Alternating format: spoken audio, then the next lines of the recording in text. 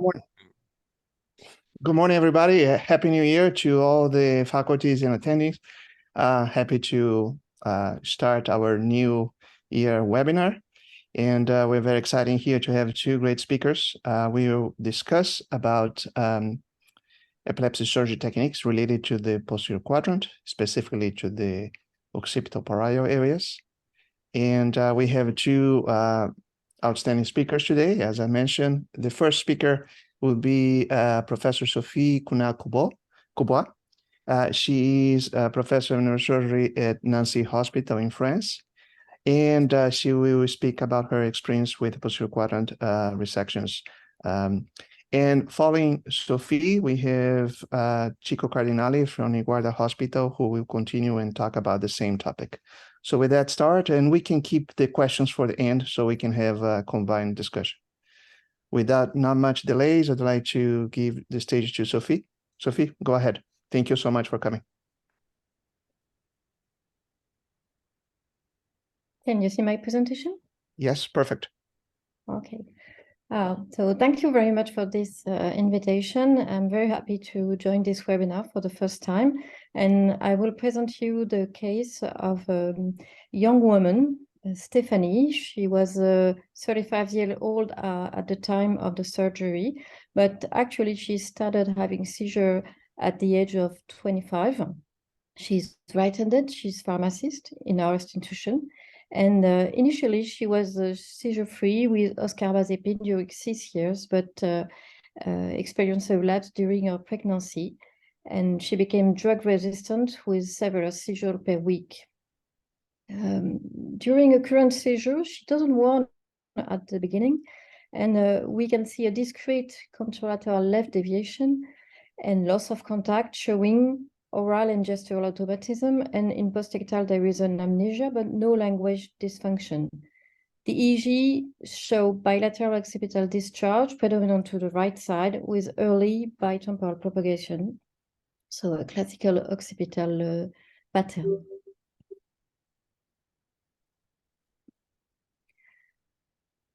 MRI showed a right occipital cortical lesion, hypotense with adjacent brain on T1 weighted images with no enhancement, and hyperintense on FLAIR images.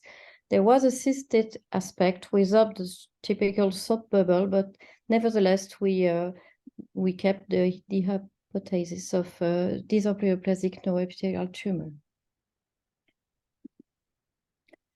PET scan confirmed our hypothesis with right occipital hypometabolism that we can see here. Do you see the arrow on screen? Yes, we do. Yes. Okay. Okay. Yep. And this hypometabolism in occipital was associated with a right anterior temporal hypometabolism. Fisher's field was normal, and when we performed face perception and recognition tests, she performed lower than normal controls. So we decided to do invasive monitoring with SEEG, and we can have the question why SEEG if electroclinical data are consistent with a structural occipital lesion. So SEEG for us has many advantages, mainly to confirm the main hypothesis. It was that seizures started from the right occipital lobe around the lesion with early propagation to the temporal areas. And we wanted to have precise delineation of the epileptogenic zone and the volume of the future surgical resection. And also, we know that SEEG can provide us a comprehensive functional mapping with regards to primary and associative visual areas. So we obtained an accurate prediction of potential postoperative visual deficit, so we can warn and advise the patient and the postoperative seizure outcome. So you see here the SEEG planning with 4 occipital electrodes, supracalcarine, S and C, and infracalcarine. O was crossing the lesion, and G was approximately 2 centimeters in front of O. And we also wanted to explore the basal temporal lobe with an hippocampal electrode and temporobasal anterior and the lingual gyrus 2. There was also one electrode crossing the opercular toward the insula, the posterior part of the insula, and one contralateral electrode, L prime, in the left temporal gyrus that was symmetrical to L. So SEEG recording, you can see here the O electrode and J electrode, and here the temporobasal electrode. So we recorded multiple interictal spikes on O and J, and only one spontaneous seizure starting from O 1 to 5 intralesional, with a secondary propagation to C, so the supracalcarine electrode here, to J, and TM and TB, that was basal occipitotemporal, and to L prime, in the left side. The functional mapping showed elementary visual hallucination in the left visual field on O.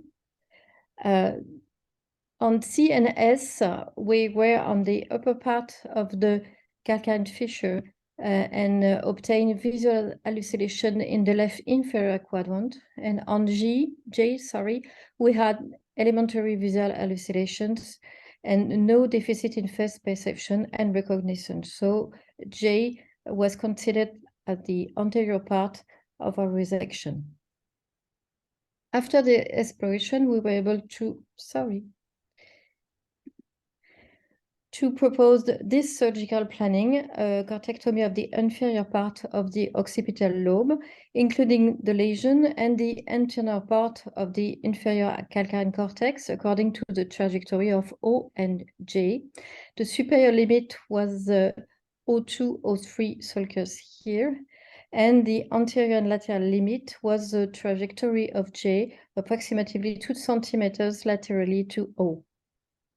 The patient had been warned of the risk of left hemianopia, although those rejections should be limited to the inferior part of the calcarine fissure. So we wondered, but we didn't expect it.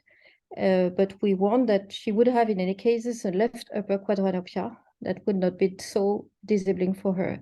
And considering the benefit-risk balance, she gave her consent to the surgery, for the surgery.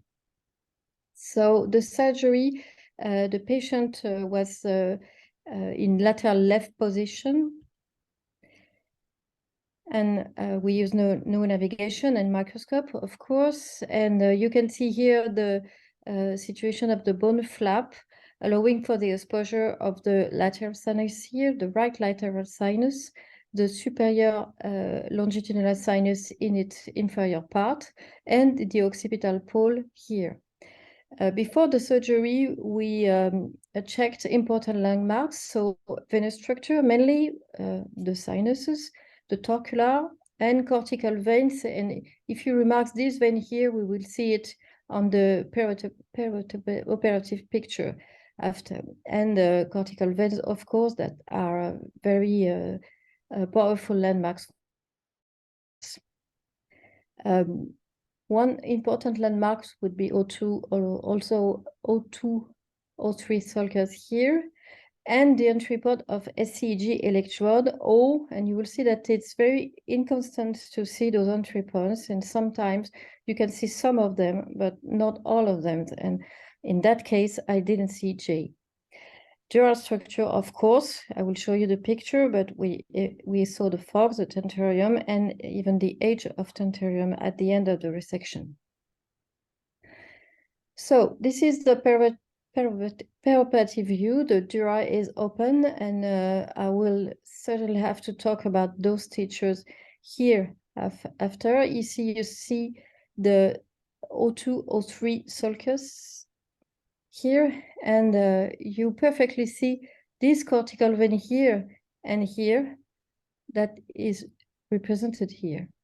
So even if your no navigation is not accurate enough, you can have those landmarks that are very useful to tell you that you are exactly at the right place. And also, this sulcus really had the same shape that we can see here. So you start to see the main landmarks here. The superior longitudinal sinus is here, the lateral sinus is here. So we can see the forbs and the tentorium here. And if we reflect the brain, we can see here the forks and cortical dural vein going toward the longitudinal sinus and the tentorium here. We start the resection with a cortical incision and following this line toward the lateral part of the resection. This was an en bloc section.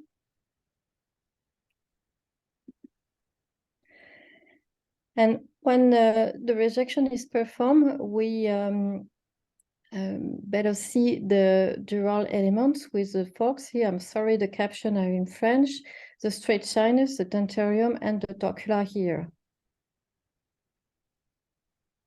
And at the end, and the medial part of the resection, we are exactly here at the edge of the tentorium. So it was the medial landmark of my resection, and so I was sure that this was compatible with the volume that I had to resect. The immediate follow-up, the one after surgery, she complained of mild headache, usual headache, and on post-operative CT, we saw, as you see, a pneumocephalus here. And on the CT, without injection, there are no hyperdensity in the sinus. And after injection, there is a good injection of both lateral sinus, but you can see here that the lateral sinus is a bit shift toward the anterior part. And here also after injection, there is a good permeability of the longitudinal sinus. And day 6 after surgery, she started to complain of strong headaches, nausea, and vomiting. So we performed the CT scan. Without injection, you can see that there is an hyperdensity, a spontaneous hyperdensity in the right lateral sinus. And after injection, there is no injection of this sinus. And also, there is a spontaneous hyperdensity in the longitudinal superior sinus and obstruction with injection. So we came to the diagnosis of thrombophlebitis of superior longitudinal sinus and lateral and right lateral sinus.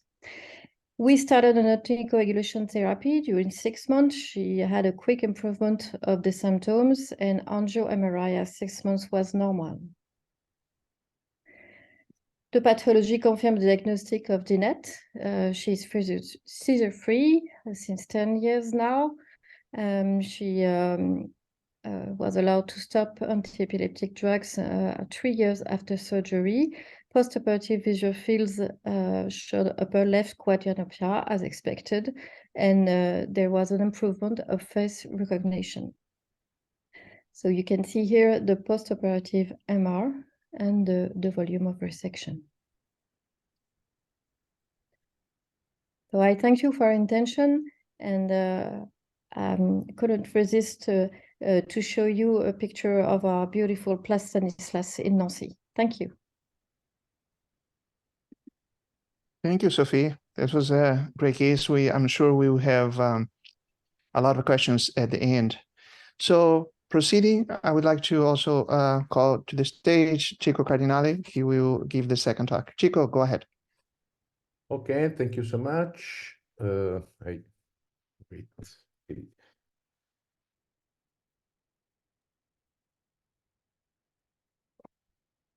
Okay, do you see my screen? Yes, I do. Okay. Okay. Thank you so much for all the organizers just for inviting me for the second time to this very interesting webinars.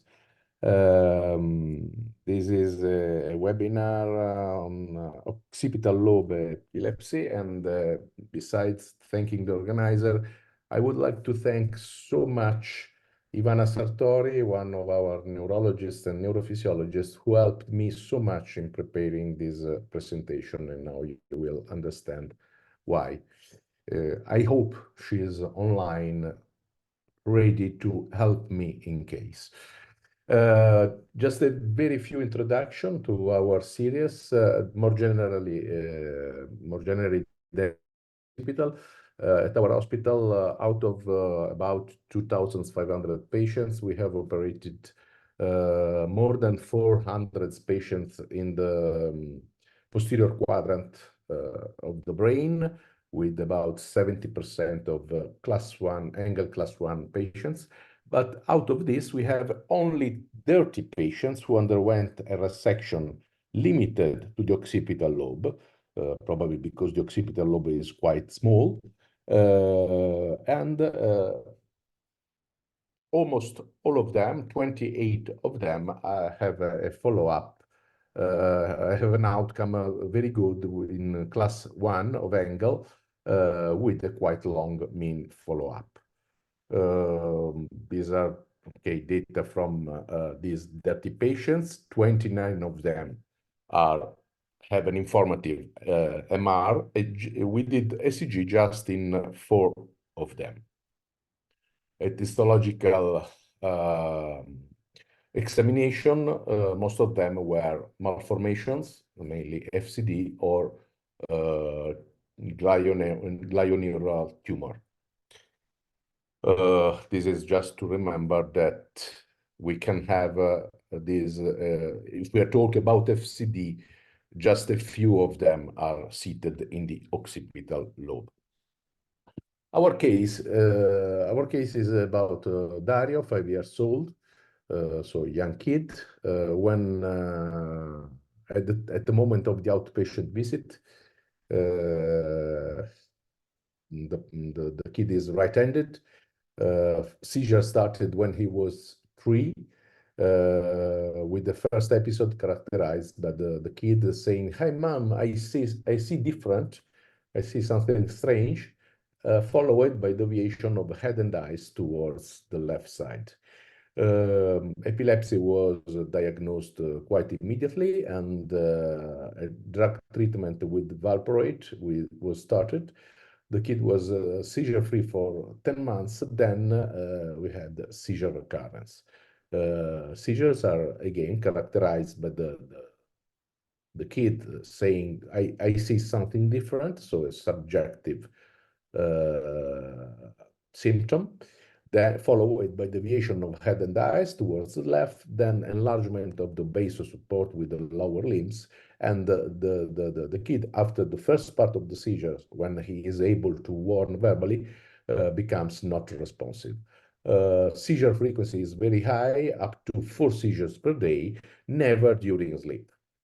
Several EEG showed paroxystic sequences of spikes and sways on the right posterior region, sometimes even subcontinuous. This is the seizure. I would like to show it because it's very, very didactic. The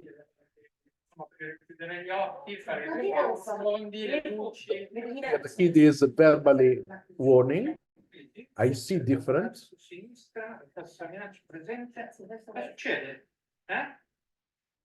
Stai guardando in alto a sinistra, cosa vedi?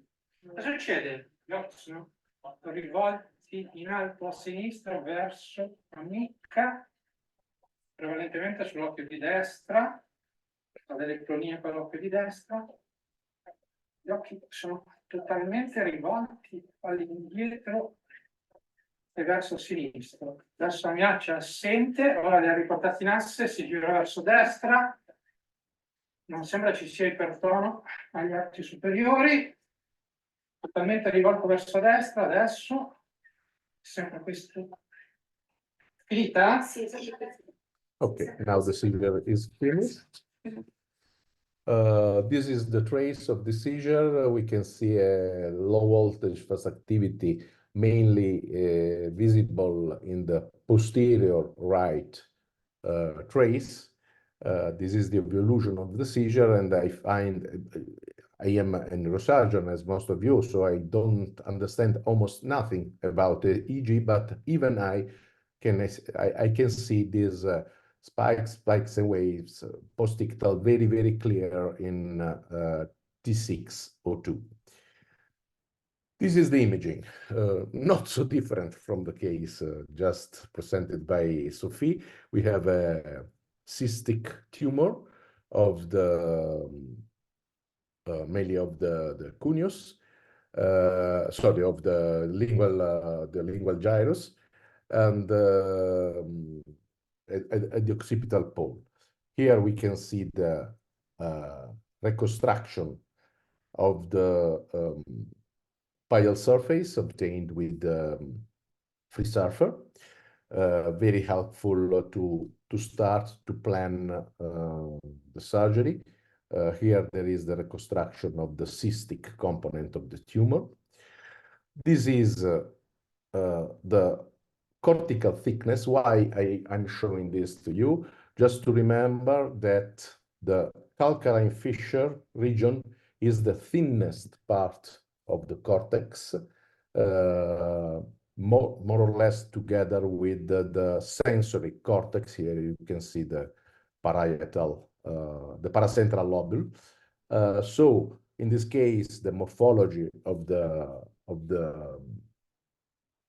calcarine fissure is quite well recognizable despite the presence of the tumor, but sometimes it can be very, very helpful to recognize the calcarine fissure, especially when some malformation can distort the regular anatomy. Some people know what is my superflare analysis. Here we can see in colors the regions where cortical intensity of flare scan is higher than normal.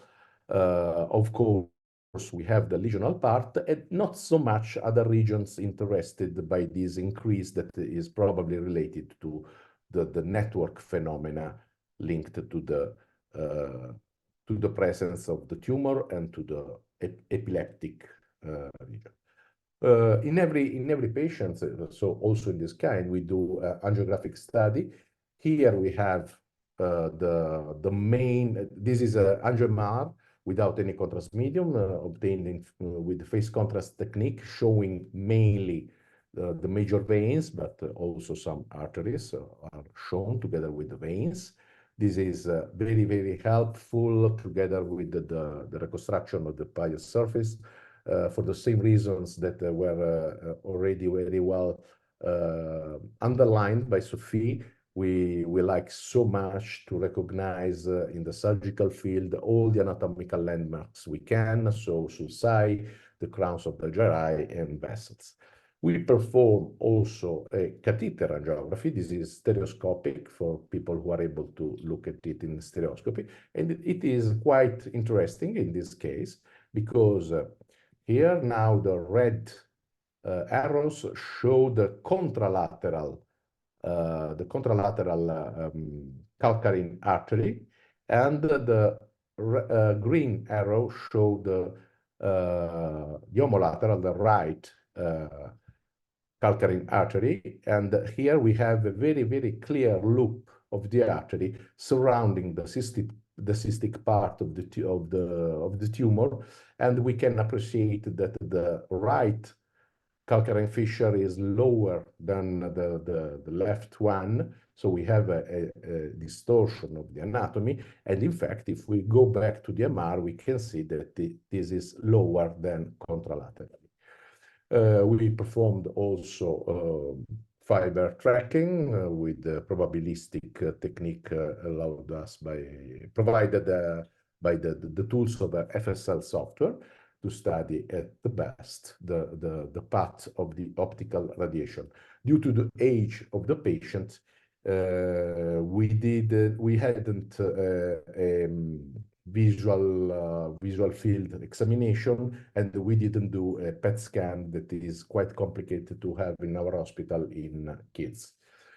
The surgery. So thanks to the great coherence between anatomo electroclinical data, we decided to perform a lesionectomy without studying the patient with ECG. The patient, of course, was in prone position. We did an accurate recognition of anatomy comparing with the surgical field with the 3D multimodal machine. We performed the surgery mainly by means of superior resection using the curette and the ultrasound aspirator. And we did intraoperative mapping and monitoring. This is probably the most interesting part. So the patient was in prone position. This is our multimodal machine in prone position, waiting for some minutes. Once the craniotomy was finished, was completed, we gained some space, and we were able, also thanks to the position that was prone, but with a slight deviation towards the left of the head of the patient, we were able to see directly the calcarine fissure and to position a strip. You can see also here in the reconstruction, to position a strip directly, mainly on the superior bank of the calcarine fissure, because our goal was to do a complete resection of the tumor, staying lower to the calcarine fissure. So what we wanted to preserve was the integrity of the superior bank of the fissure, and of course of the cortical fibers terminating to it. So the position was very important. We put this strip, and the stimulation tool was this. So some LED goggles stimulating optically with the light through the eyelids. This is the visual evoked potential, very, very nice, recorded under general anesthesia from the strip positioned on the upper bank of the calcarine fissure. You can see that the evoked potential has a quite complex shape. We have an alpha-like activity superimposed on a slow wave. The latency is 41 milliseconds, very coherent with the intracerebral recording of such evoked potentials. How can we say that this potential is really a visual evoked potential?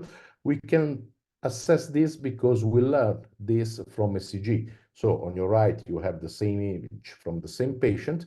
On your left, we have a visual evoked potential recorded in another patient from the upper bank of the calcarine fissure with ECG electrode during ECG investigation in awake condition in the video EEG lab. And you can recognize very well exactly the same shape of the evoked potential, that here has a latency just a bit shorter, 38 milliseconds instead of 41, probably because here we have a lead recording directly from the cortex, while during the surgery, the recording leads are lying on the arachnoid membrane. Here we have the comparison between, here in the lower part of the slide, you can see again the preoperative images, and on the upper part, the postoperative image. We can see very well, especially with the sagittal slice, that will remain under the calcarine fissure. So we removed only the lower part, the lower bank of the calcarine fissure. Here you can recognize this part that was just falling down a bit after the surgery.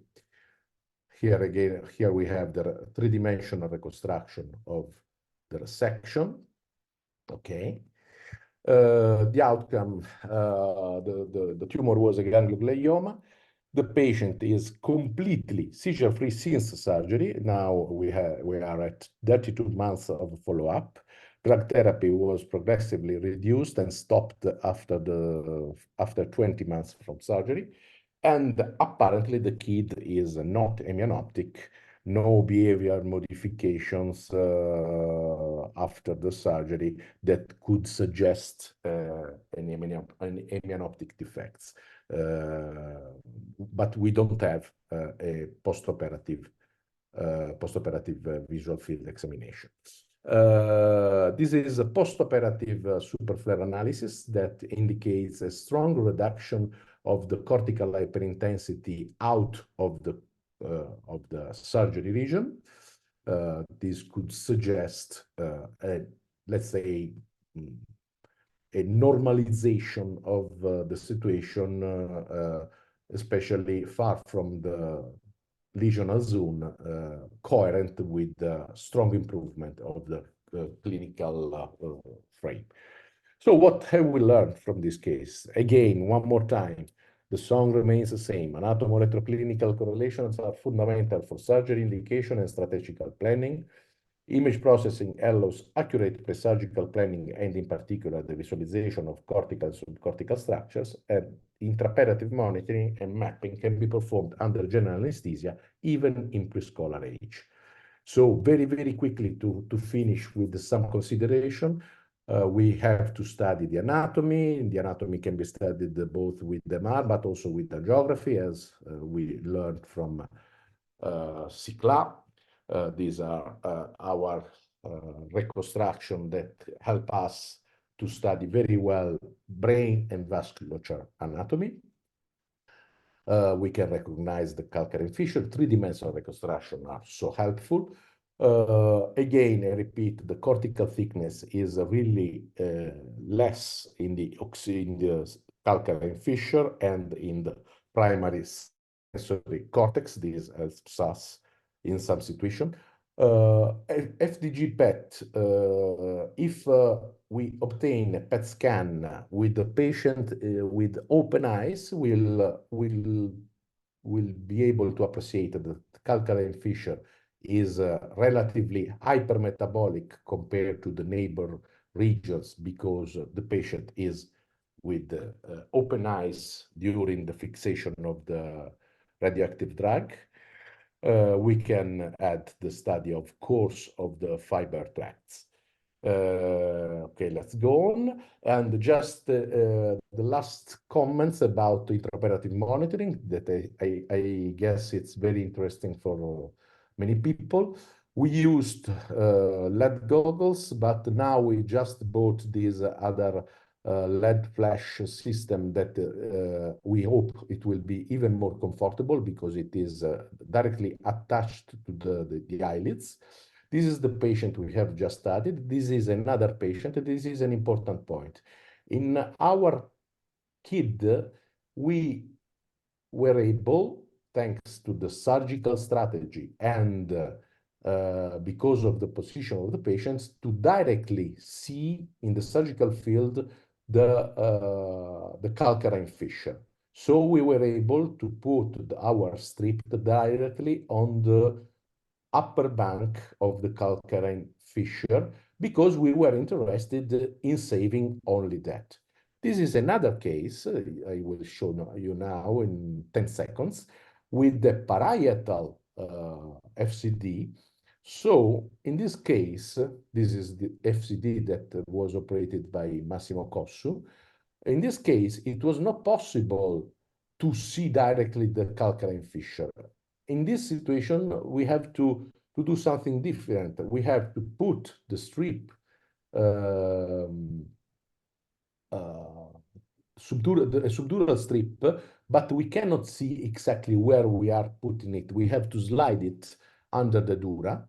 So we have to search in bipolar for a phase reversal that will let understand us that we have correctly positioned the strip orthogonal to the calcarine fissure, and we can choose which are the leads that we will use for the monitoring. And the monitoring will be performed in monopolar condition.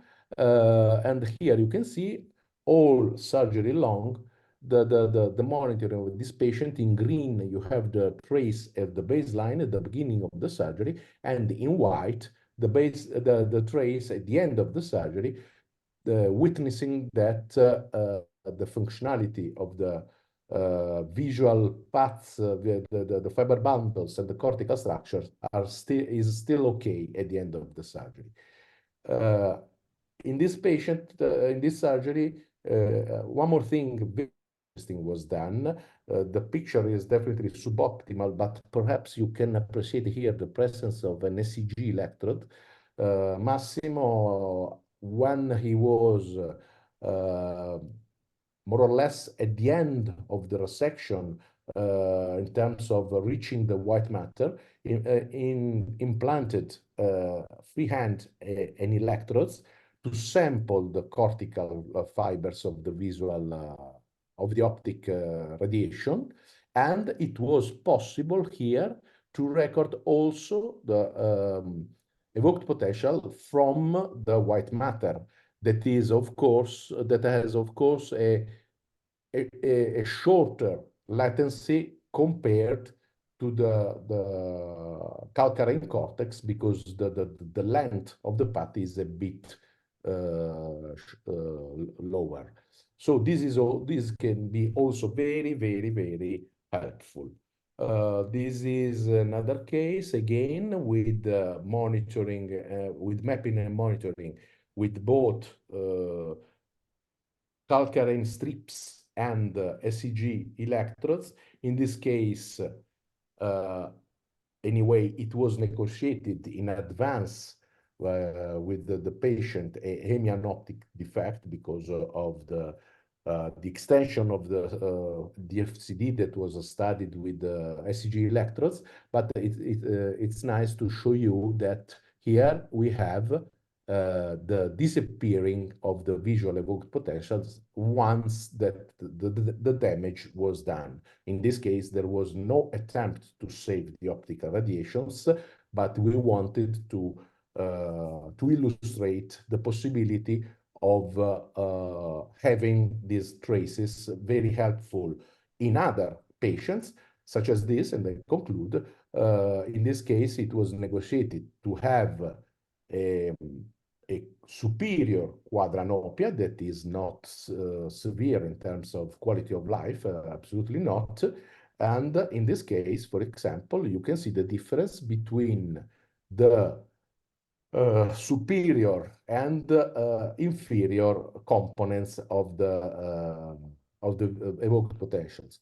About the inferior quadrant, everything is okay at the end of the surgery. The white traces continues to mirror the shape of the green traces. On the inferior bank, on the opposite, we have lost the evoked potential as expected. Finally, I want to thank so much our mentor, Claudio Munari, here, together with his mentor, Jean Talerac. Thank you so much. Thank you, Chico. Thank you. Great, absolutely great presentation. Very, very informative, very clear. I think we have time now to open the questions and answer session. And for the attendees, I recommend you reaching out through the chat, and then we can go through the questions. And perhaps we can open the initial questions to our faculty here,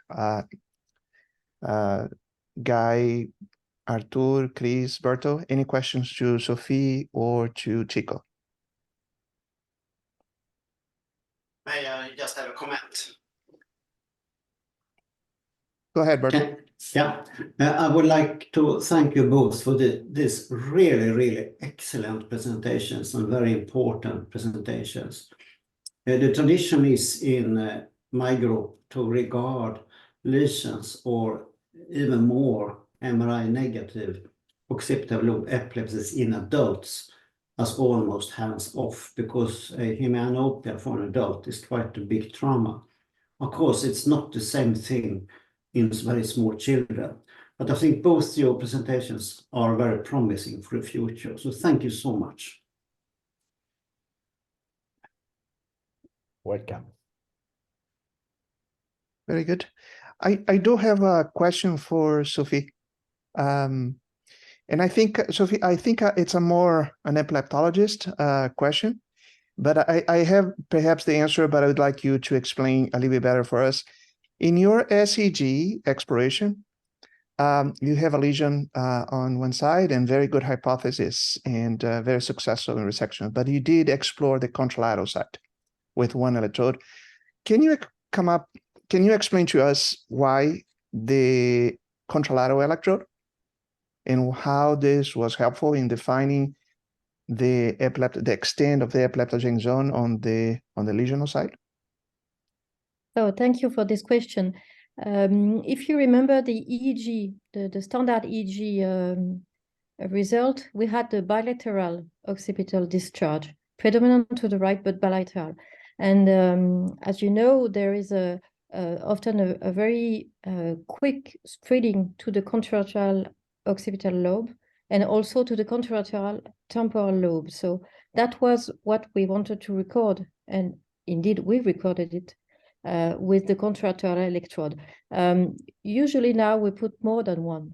I think at that time we would have implanted almost one or two left occipital electrodes. Very good. Sophie, I have perhaps another explanation. I think this was very helpful. But for the interpretation of the SEG recordings, specifically in the posterior quadrant, another important aspect is to understand what is a normal background versus what's an abnormal background. And many times when you have a contralateral electrode position exactly in the same level of the pathological side, you can very quickly distinguish what is a pathological background versus a non-pathological background. And that helps a lot to understand what is the extent of the resection in that case. So not only the presence of epileptogenicity, but also what is the difference between the backgrounds between pathological versus non-pathological in an equally organizational region on the contralateral side. So I thought this was very helpful, at least in our group. Thank you very much. I have an interesting question from one of the attendees here. I will read for you. This is a question from Jeffrey Blount, who specifically asked about the differences of the functional organization of the occipital lobe in cortical dysplasia versus tumor etiology. I wonder if you can you can describe your experience on how the organization of the visual fibers or the visual function is organized and what are the differences between cortical dysplasia versus other etiological entities. So I'm afraid I haven't got any experiences in this kind of exploration between the two pathologies, so I cannot answer this question. Okay. Chico, do you have any questions, any comments about this? The difference between explorations in cortical dysplasia versus tumoral cases? Yes, for sure. We have, between the focal cortical dysplasia, we have to distinguish between type 1 and type 2 focal cortical dysplasia, of course. Generally speaking, we say that there is no function in the type 2 FCD, mainly when we are talking about FCDs in the motor cortex or something like that. Probably this assertion is strongly exaggerated. It depends. It depends on the level of our examination and the level, the density of the FCD and the degree of malformation. For sure, when we're in front of a type 1 FCD, we can have function, and probably we can have function also in some type 2 FCDs. But on the other side, we have to remember, especially in this occipital region, that there is a big difference between the the level of impact on the quality of life between an hemianopia and a quadranopia.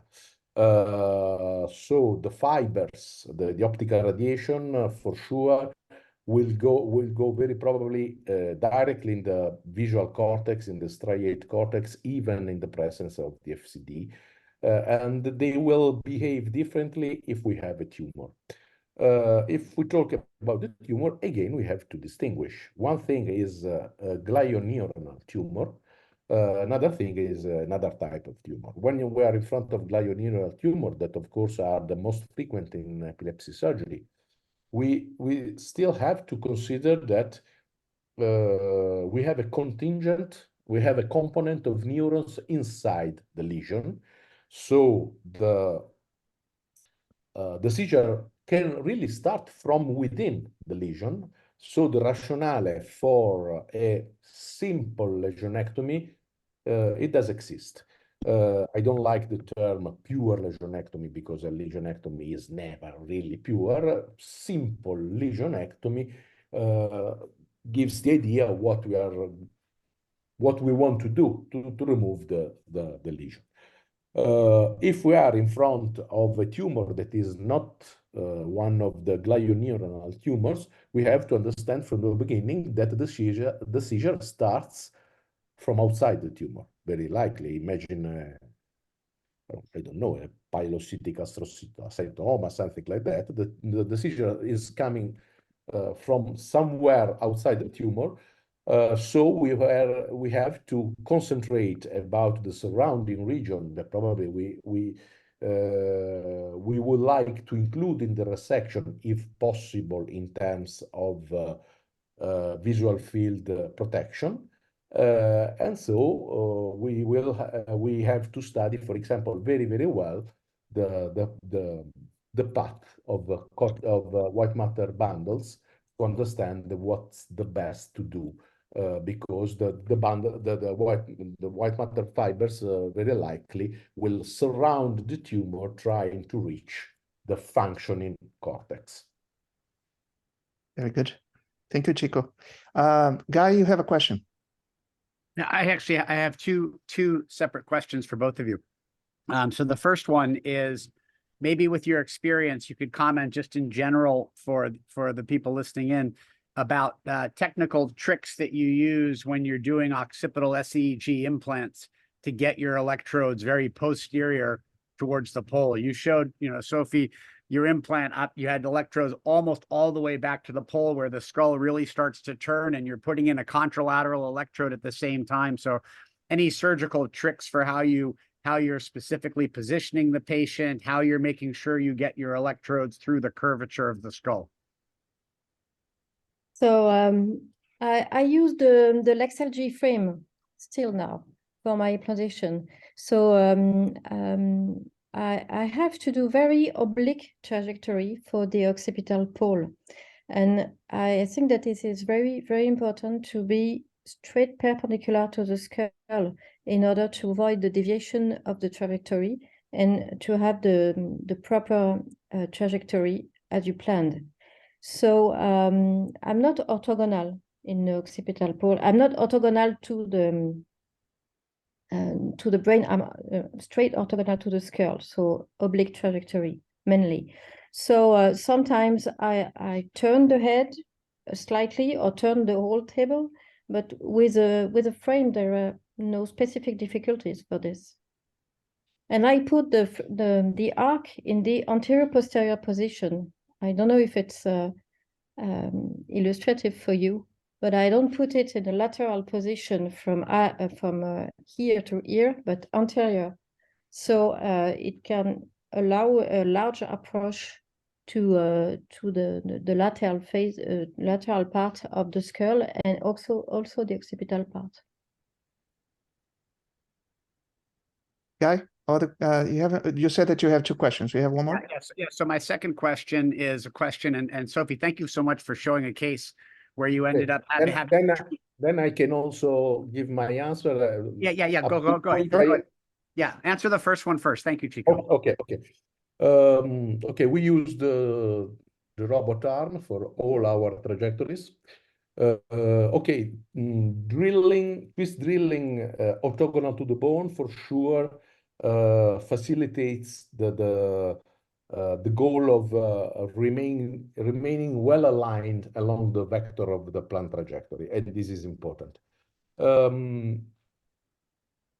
What I strongly suggest is never to put the patient in prone position for ECG, because there is a displacement of the brain. There is a paper about this also, that can be also of some millimeters, also about half centimeter, especially in adult patients, when there could be already a bit of atrophy of the brain.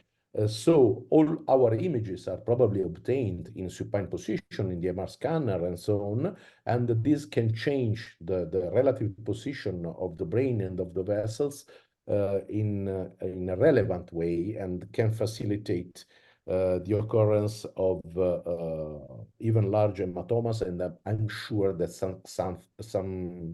sometimes it happens in some centers. So even when we have to put electrodes really in the occipital pole, we do something that is really uncomfortable for the surgeon, but we prefer to sit down on the ground and to drill from the inferior upward in order to leave the patient really in a supine position. About twist drilling Can we see that video, Chico, of you sitting on the ground? Yeah, we have some pictures. Yes, we can show you. Is there a specific way you see it? No. We can. You cross legs, or you just knee, or it depends. When we are on our knees, our nurses usually put some beams just under our knees to make. I guess you use the yoga position. I have the advantage of being a very small surgeon, so I don't have to. About drilling really straight on, when you are you have an angle of impact quite unfavorable with the bone. Now I'm trying. I have let's say a new trick. This is that is. I do half bone thickness hole, so I don't complete the hole. Before completing the hole, I put the guiding screw, and with the guiding screw in position, I really check that I'm very well aligned with the robot position, because if I'm really well aligned with the stylet of the electrodes, I will enter the screw perfectly. In this case, I remove the screw, I complete the hole, then I will re-put the screw and implant the electrodes. In case of not correct align, probably I will have some other trajectories already planned in order to substitute the one that I'm not going to perform anywhere.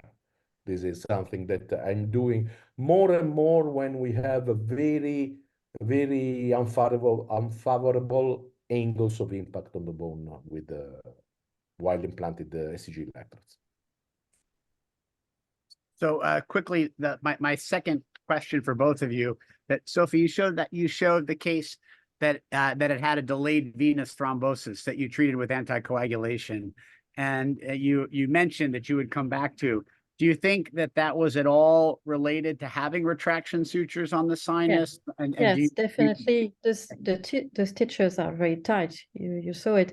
I think the main fear of this kind of approach, of surgical approach, especially when you are a young neurosurgeon, is to be confronted to a severe bleeding of the sinus. So you use as many tools as you can to prevent that. Hemostasis material and stitches and you don't think about what can happen after the surgery. So we had the day one postoperative CT that was normal, but I think definitely it was the cause of the thrombosis. And maybe it's not so necessary to expose the sinus. Maybe if I was just close to 1 or 2 millimeters, but not just on the sinus, maybe it would not have happened. Arthur, you have a question. Yeah, oh, thank you so much for you two for this stimulating cases. I have some questions and some specific ones. So let me start with the general ones. I think something that is crossing many of the attendings' minds is how often and when and how do you use SCG in patients having tumors? What if you just go ahead and take the tumor first and then perform SCG if needed, if they don't get seizure-free? Would you please elaborate on how often you do that? It's always, it's some types of patients, when, how? Should I go first? Okay, yeah, go. So for extratemporal epilepsy, we mainly almost do ECG. We are a French team, the land of ECG actually, and we think that the both the delimitation of the epileptogenic zone and the mapping of the function is so accurate with this method, and this is very safe in our experience. So that's why in extratemporal epilepsy we mainly perform SAG. We have a different approach. Theoretically, I totally agree. ECG could be useful in 100% of cases. More pragmatically, we have to think about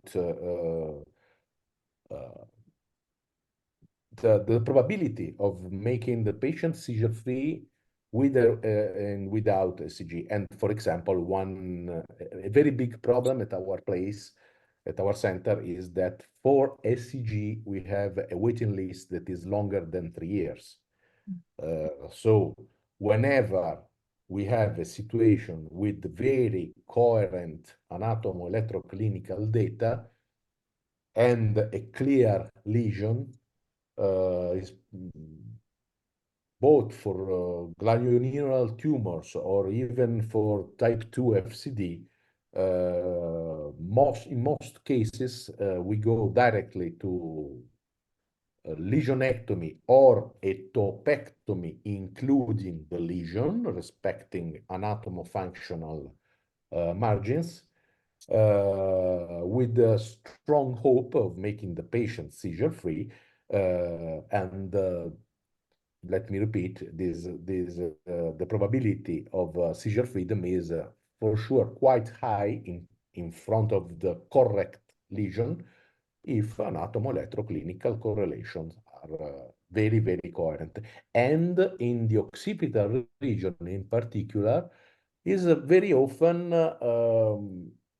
quite easy to distinguish between coherent and non-coherent anatomo-electroclinical data, because symptomatology linked to an epilepsy onset, seizure onset from, for example, the visual cortex is quite easy, both for subjective manifestations or objective manifestation. You have seen the seizure that I showed you from the kid.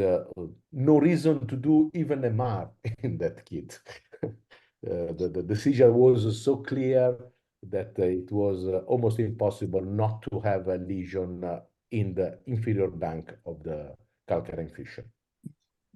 Thank you so much. I just will want add to something. You compliment. asked, I'd rather explore before surgery than after. I think it's easier.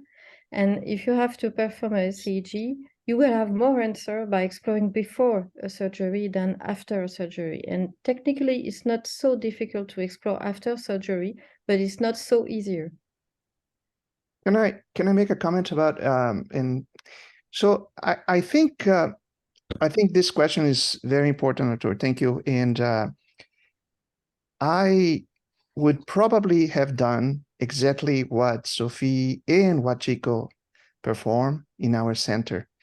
And the reason for that, in the way we see, we analyze those types of seizures, when we may say that we have similar cases when both are lesions in the occipital areas, in the infracalcarine. So superficially, they look like very, very similar.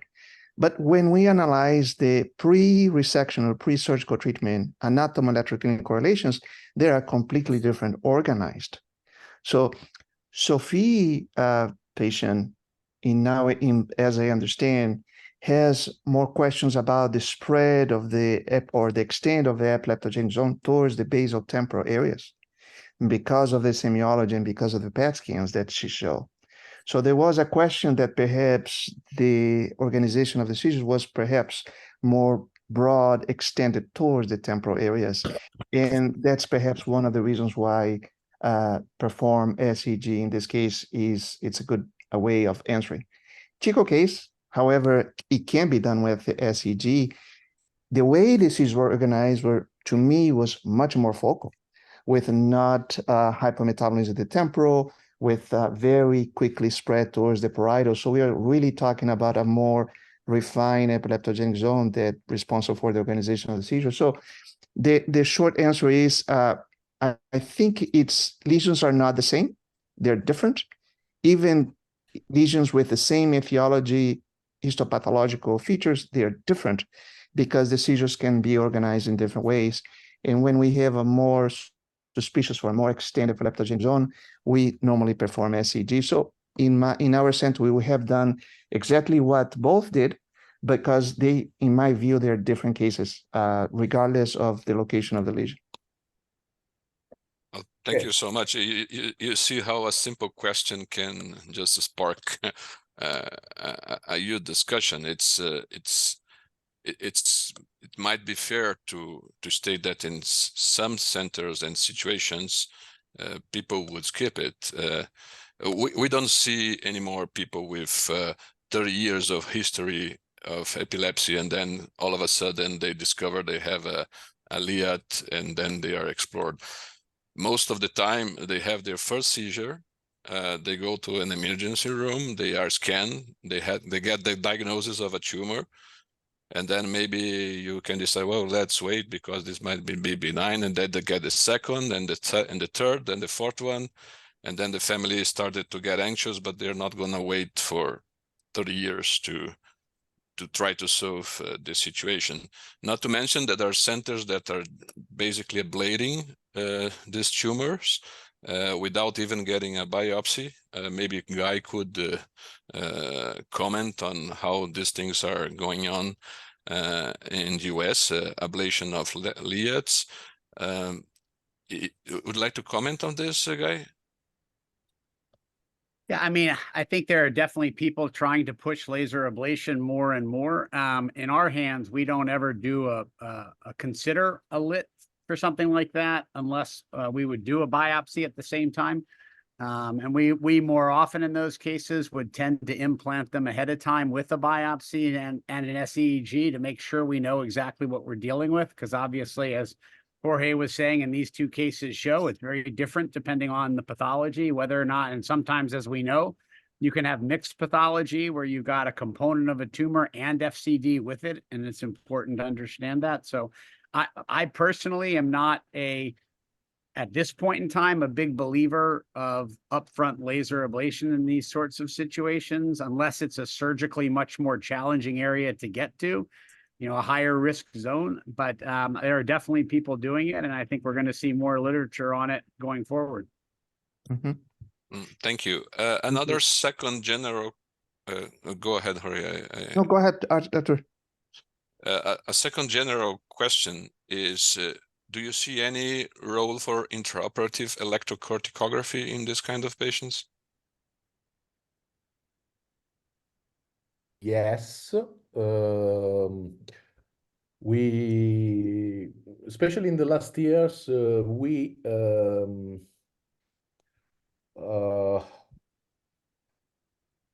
liked to give again a rule to intraoperative electrocorticography when, first of all, technically speaking, done with ECG electrodes, not with the subdural strips. Because we like to do some electrocortigraphic intraoperative recordings when we are in front of a type 2 FCD, especially if we had already studied with ECG, and we know in advance that that specific FCD has a continuous spiking. So if we are sure that we have a almost continuous spiking, as quite often happens with the true type 2 FCDs, it can be very interesting and useful to put an electrode freehand in the lesional region in order to study exactly the margins of the lesion, especially in the depth of the sulcus. Of course, we can find some spikes, for example, even outside the true epileptogenic zone. It's very important that the resection starts from the true core of the lesion, from the true core of the FCD. We have not to go resecting all over the brain every spike we find at the beginning, because once we have finished the resection of an FCD, we can appreciate that all the spikes that were surrounding the FCD can easily disappear. So we use ECG electrodes to study mainly the bottom of the sulci and to define better the margins of the lesion, especially when we are quite sure that we are in front of a continuous spiking FCD. We never use it in other situations because we think that it can be only misleading.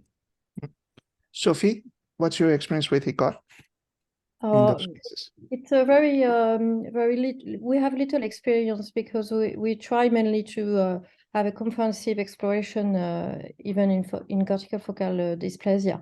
But mainly it is in those cases that we use it, subdural or SEG electrodes too. Very good. Christopher, you have a question.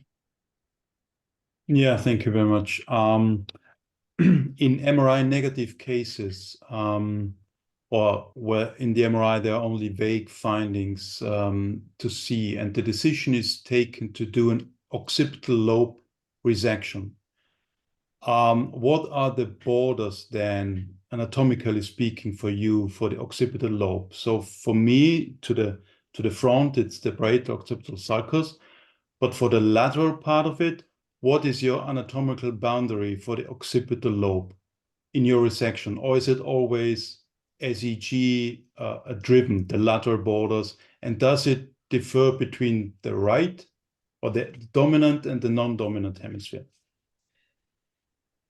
As you see in my case, the lateral border is the territory of J electrodes. So especially in MRI negative epilepsy, the volume of resection is defined according to the ECG exploration. So the anatomical landmarks are those that are close to the electrodes and the veins and the cortical landmarks. But it's the way we do the resection. At our center, in ECG studied patients, it will be mainly ECG to define the borders of the resection, of course, together with anatomical landmarks, the sulcal laryngeal pattern, the vascular pattern, and so on. Whenever it is possible, we like to include a lesion in as I told before, in a gyrectomy, respecting anatomical suggestions given by the society. About the anterior limit, if we don't have any other elements, so no elements from CG, no element because we have not done ECG, no elements from PET scan, no elements from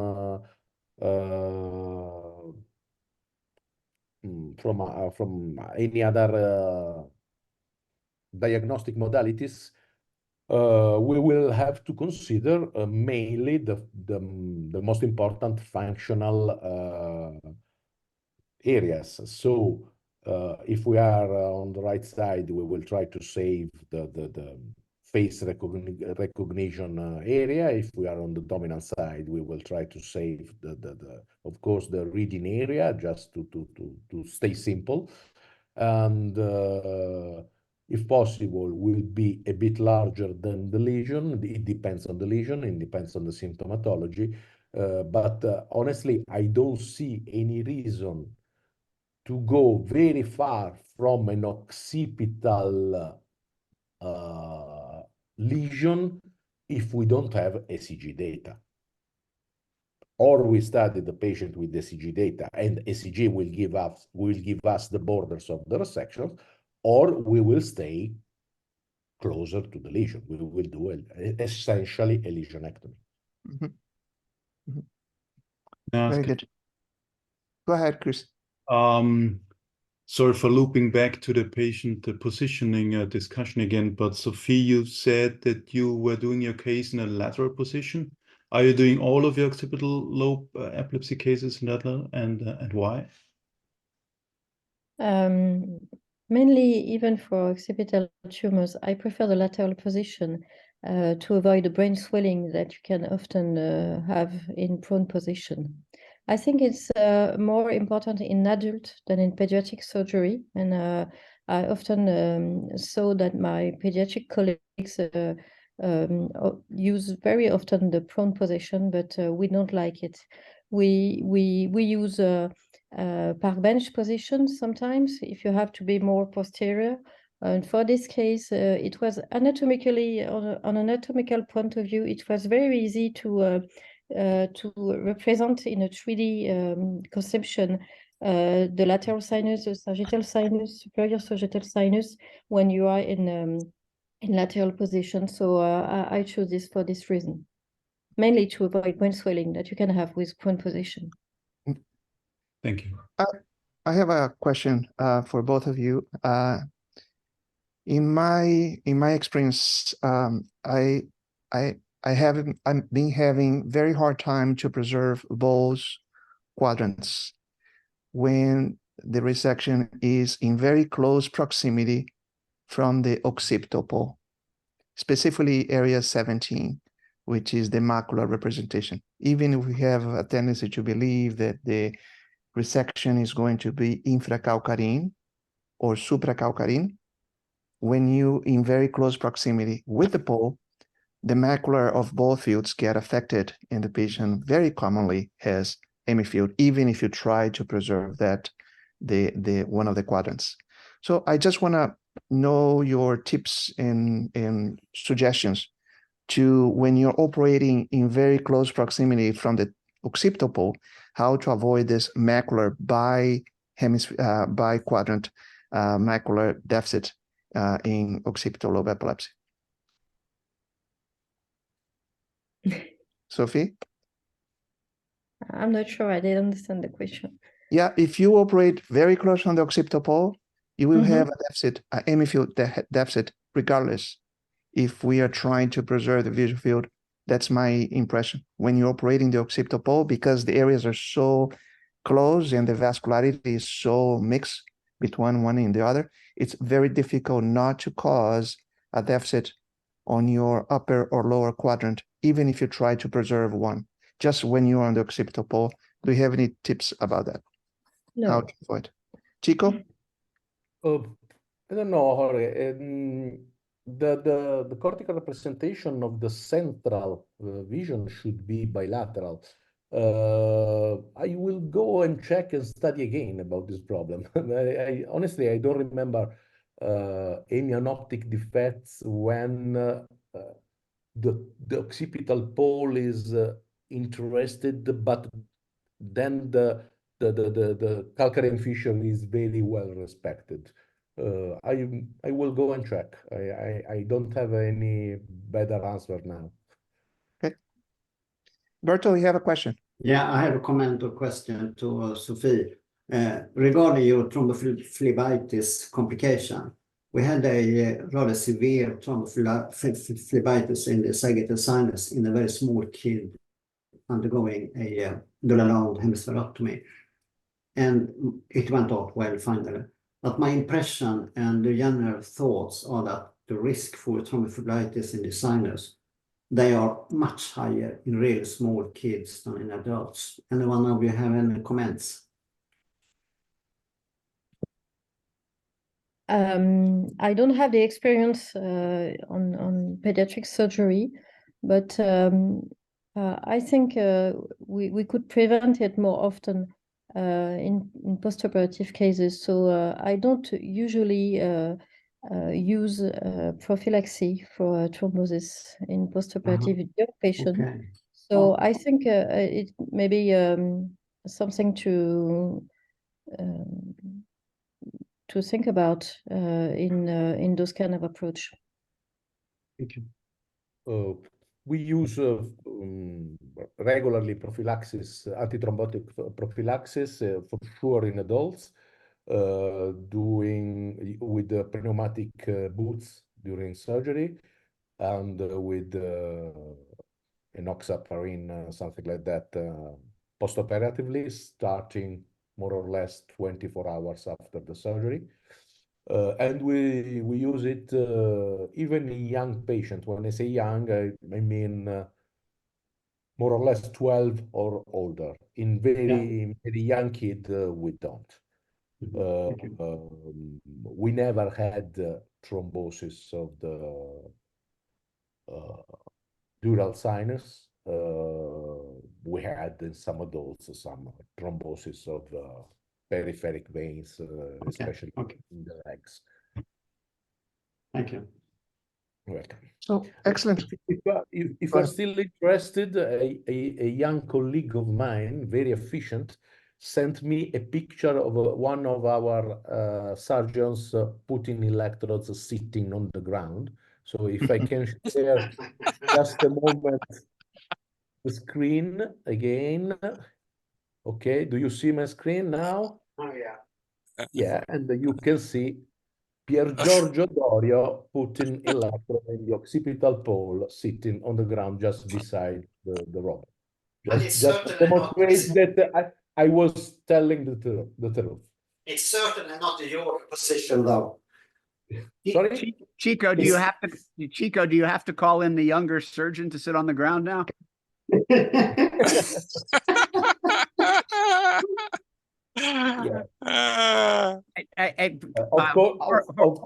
Of course, after putting an electrode like this, we completely change our coat, our dress, and so on. Can I ask both of you to comment, because you both pointed out, very sharply and strongly the importance of understanding venous drainage, and we know most of the time at the occipital pole, that at the very low part of the occipital pole, there's not medial drainage, there's basal drainage, more so. And so particularly when you're working on the medial bank of the occipital lobe, what are your tricks and strategies for getting to the superior part when there are those medial draining veins? And how much are you willing to sacrifice any venous drainage of the occipital lobe to get more interhemispheric? It depends on how rich is the venous drainage. As I told you, we perform a true catheter angiography in all our patients. So we study really carefully the angiographic patterns of the patients. And of course, if we have 5 large veins draining from that region, it will be not a problem to sacrifice 1 or 2 of them. If we have just one, we will do all our best to save the important vein. It depends case by case, absolutely. That's why we like to do angiographies, even in patients who do not undergo ECG. Excellent. Well, I May think I ahead. have time for a very quick question? Very good. Go ahead. Last Okay, question. so yeah, and quick. What would be in young kids if you just remove the occipital lobe entirely and they get an hemianopsia, they would compensate. There is a window for them to compensate. What's in your opinion the window at which all the kids would compensate for an hemianopsia? Honestly, if there is a strong reason to give an hemianopsia, every time we try to convince the parents of the kids that to live with hemianopia is much better than to live with epilepsy. Of course, there will be a problem for driving license, but even with the seizures, you cannot get a driving license. So if we are convinced that trying to avoid hemianopia strongly impacts the chances of seizure freedom, we try to convince adult patients and the parents of kids that is necessary to go towards hemianopia. Anyway, of course, your suggestion is completely correct. Kids will compensate much better than adults. And of course, also the activity of the people is important. For example, quite recently, I realized that usually we say to an adult patient, okay, let's don't care about superior quadranopia, for example, when we are talking about temporal lobectomy. Yes, but there can be also some exception. Think about a truck driver. Truck driver has to watch on the upper mirror while driving. So, Good. Sophie, have any comments about the question? I don't have the experience of pediatric surgery, but I know that we often have to face a difficult decision about the benefit risk balance between resection and staying like that with epilepsy. So sometimes we propose a major deficit to the patient, but regarding to the severity of the seizure, it's the decision that is taken. Okay. Very good. So I think we reached the end. I would like to thank the time and participation and all the questions and time spent on this with Sophie and Chico. Thank you so much for organizing this. Thank you, the faculty, for being here, and also the attendees to stay and participate on this very interesting webinar. I think was very educational. I hope to see most of you next week in Dubai, and please stay tuned for the next webinar. With that said, everybody have a nice end of the weekend. Thank you. Thank you so much. And I will bye-bye. open the post webinar link. Sounds good.